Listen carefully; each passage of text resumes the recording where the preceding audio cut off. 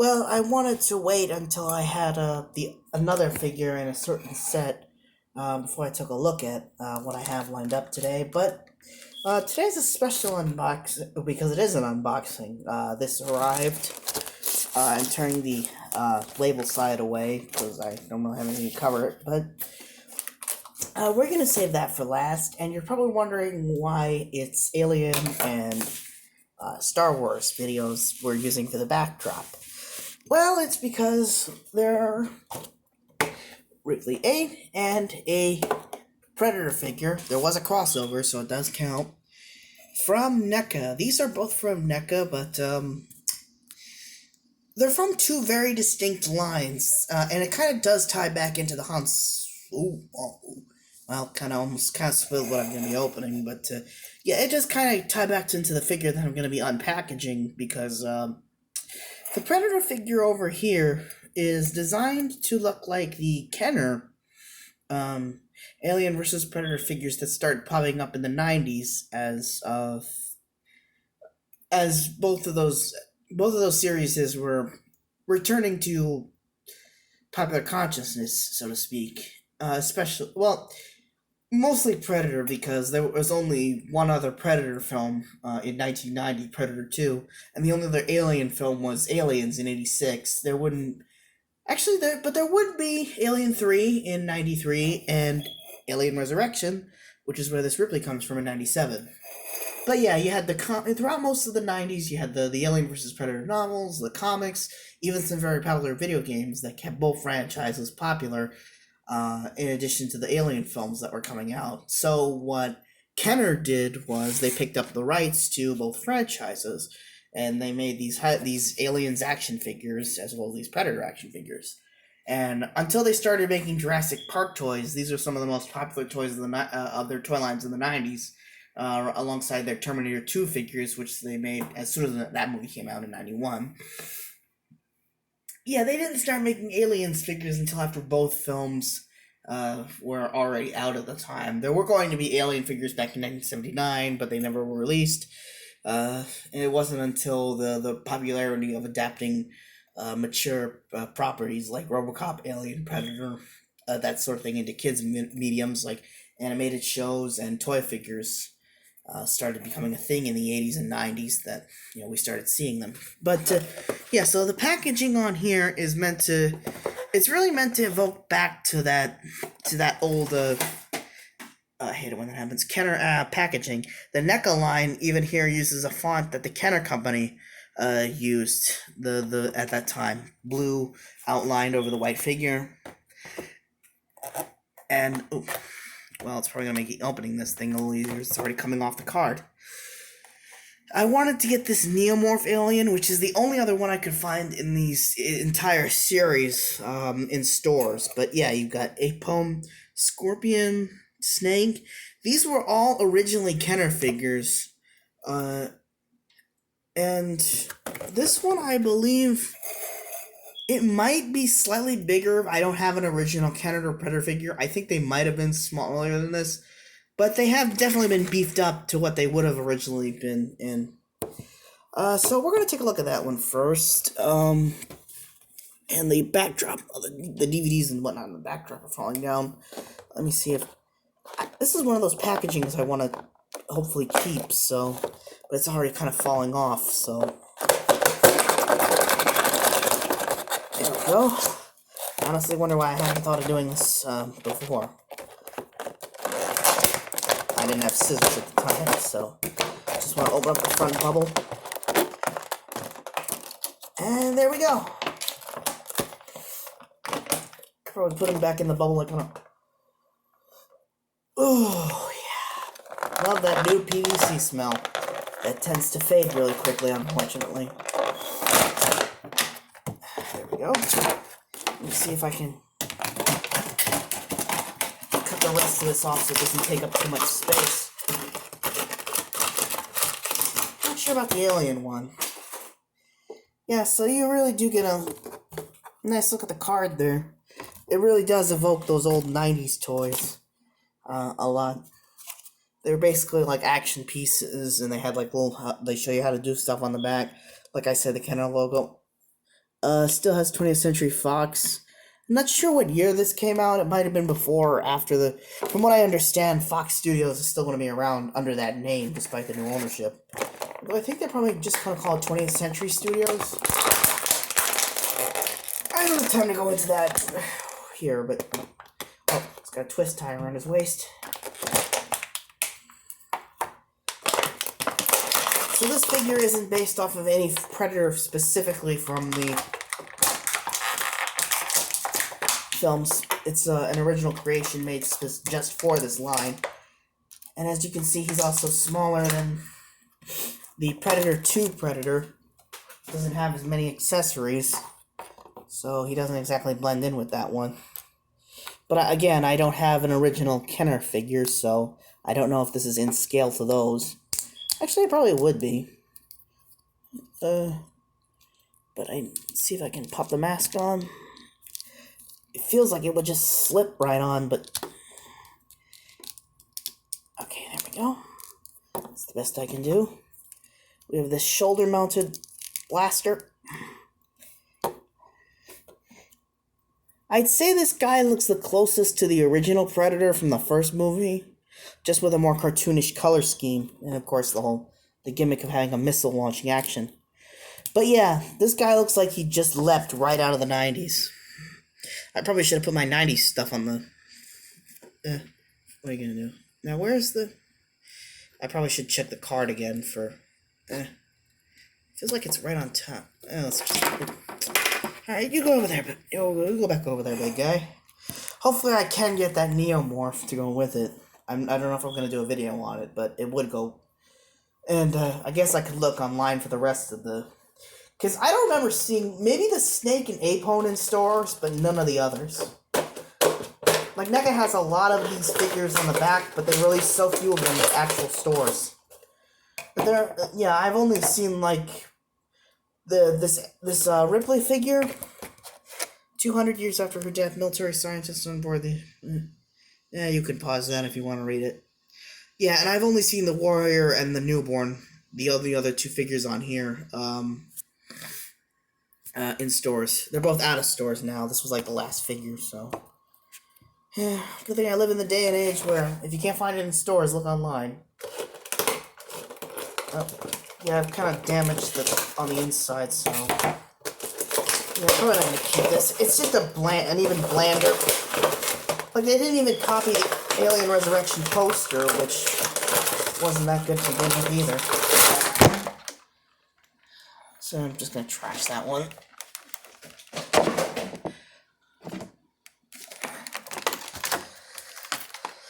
Okay, so... Cut these ties.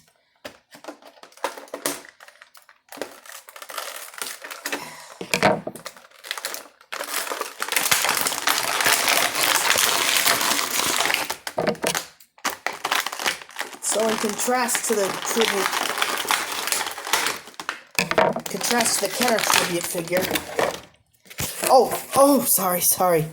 My apologies. I had no idea that fell over while I was doing this. Yeah, so in contrast to the size and scaling might be... It's not too off if you're unfamiliar with these franchises, but a Predator is usually just about as tall or maybe taller than most human beings. So, yeah, this is Ripley 8, as played by Sigourney Weaver in 1997's Alien Resurrection. I have no idea how they were able to get Sigourney Weaver back for... Yeah, by then. But she turned down pretty much every film afterwards. I've heard she might be returning to the series soon, as soon as they make something that's an actual sequel. But... Oh boy, the future of the Alien franchise is one big kerfuffle on its own. Like most NECA figures, this comes with extra hands. If you can, over there, that hold this accessory. Basketball. It's based off of a scene, but really, I'm just gonna what they're meant to come with. I guess this is the future version of a pulse rifle. This is supposed to be a flamethrower according to the films, and they look almost like the ones that in Aliens she actually duct taped together in order to make like a combo weapon. Kind of like, I don't know if the film based those off of specifically, or if it's just a coincidence. But yeah, got little straps so that one can go over like a secondary, and I'm guessing it goes on. This is supposed to be the grip. If this is a flamethrower, it looks like it has a magazine like any other. Doesn't seem to have any fuel tanks, but this does. I'm fairly certain this is supposed to be a flamethrower. And just put the secondary over the shoulder, like so. Like so. And there we go, all suited up for combat. So, yeah, I actually do kind of wish I had the warrior would, alien would, go great with that predator. You could just say it's a bigger one, since they come in all sorts of sizes. So, now, the reason why I have Star Wars backing on there is, funny thing, for years, the first Alien film was more or less, it was given the green light to be made because of Star Wars' success. Star Wars showed that space sci-fi films could be made, and would please audiences, like, they could be moneymakers again, because by the 70s, that genre had all but pretty much died off. The only thing was, whereas Star Wars was a callback to the adventure space adventure films George Lucas saw when he was a kid in the 1950s and 60s and so. Alien was more a tribute to the horror and monster movies that took place in space in the 1950s, just updated by 1970s horror standards to have things like that you couldn't show in the 50s, like blood, gore, violence, that kind of stuff.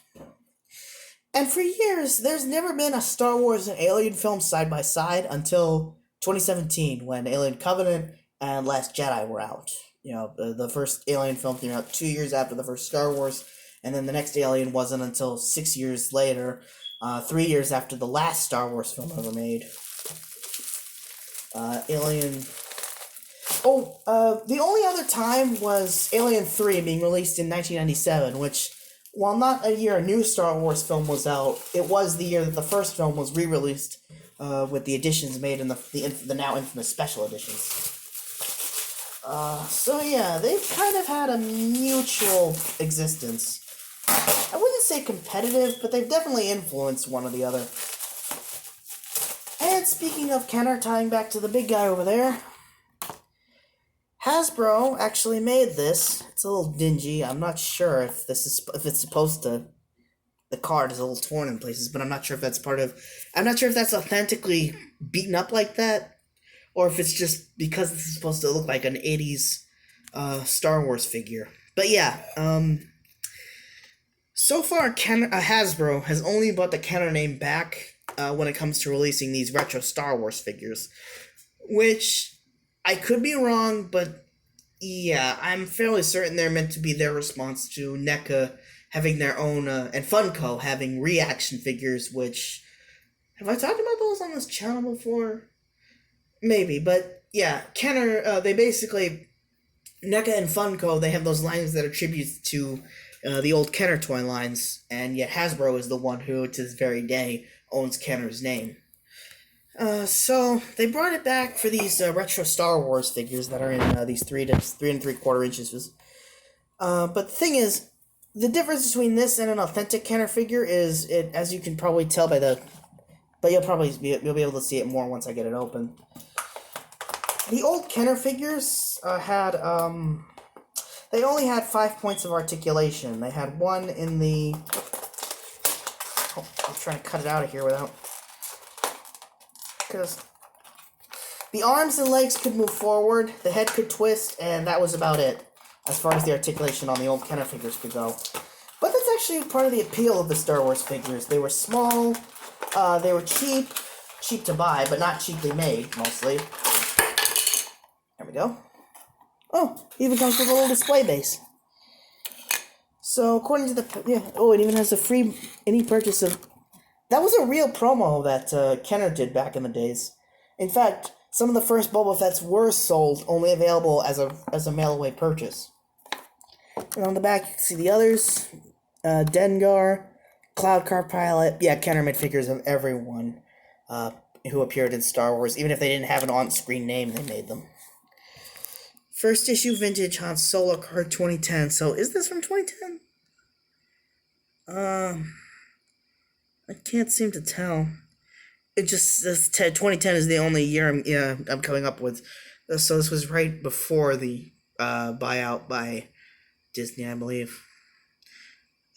Just about a year before. I'm gonna let that hold there. If you want to read it, you can pause it. So yeah, it's basically one big homage to the 80s Star Wars figure, the 70s and 80s Star Wars.